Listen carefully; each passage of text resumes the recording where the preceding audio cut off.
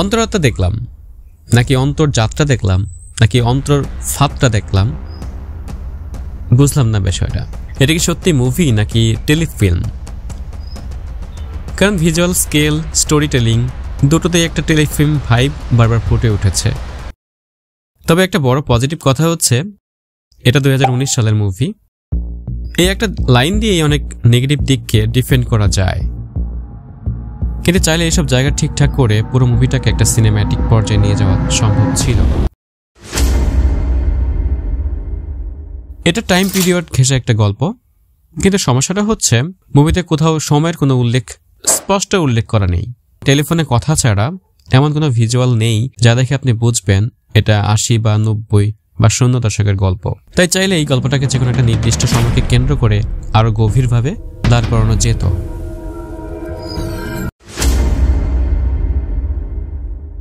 পুরো মুভিতে মোট সাপোর্টিং কাস্ট হচ্ছে মাত্র 6 জন, আর পুরো গল্প দাঁড়িয়ে আছে মাত্র 3টা প্রধান চরিত্রের উপর।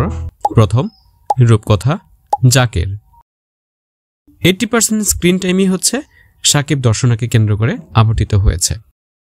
কিন্তু দুঃখের বিষয় হচ্ছে এই 3টি চরিত্রের কোনো ব্যাকগ্রাউন্ডই ঠিকঠাক মতো দাঁড় করানো হয়নি, ফলে চরিত্রগুলোতে প্রপার ইমোশন তৈরি করা হয় নাই।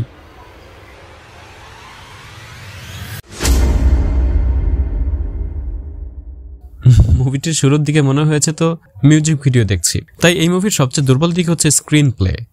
সিন থেকে সিনে জাম্প, কোনো মোটিভ নেই, কোনো পারপাস নেই, হুদাই দায়সারা একটা ব্যাপার। সোহানী হুসাইনের স্টোরি তত ইউনিক না হলেও মোটামুটি ভালো বলা যায়, কিন্তু স্ক্রিন প্লে দুর্বল হওয়ায় পুরো মুভিটাই একেবারে কাইট হয়ে গেছে।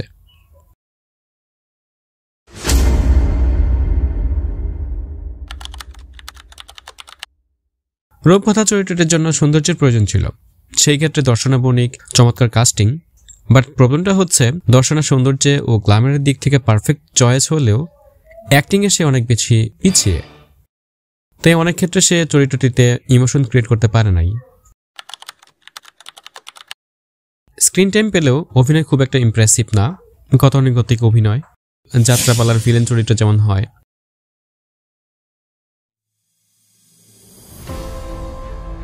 এই একটা চরিত্র ছিল সবচেয়ে ন্যাচারাল, সবচেয়ে ভালো অভিনয় ছিল। এখানে মুভির সবচেয়ে বড় পজিটিভ সারপ্রাইজ সাকিবের লুক, বডি ল্যাঙ্গুয়েজ, পার্সোনালিটি সবকিছু ছিল খুবই স্টেবল। মুভিটা যদি সঠিক সময়ে রিলিজ পেত তাহলে শাকিব খানের নতুন লুক, অভিনয় আরো বেশি প্রশংসা পেত। বাট এখন তো বরবাদ তাণ্ডব প্রিন্সের জামানা। সো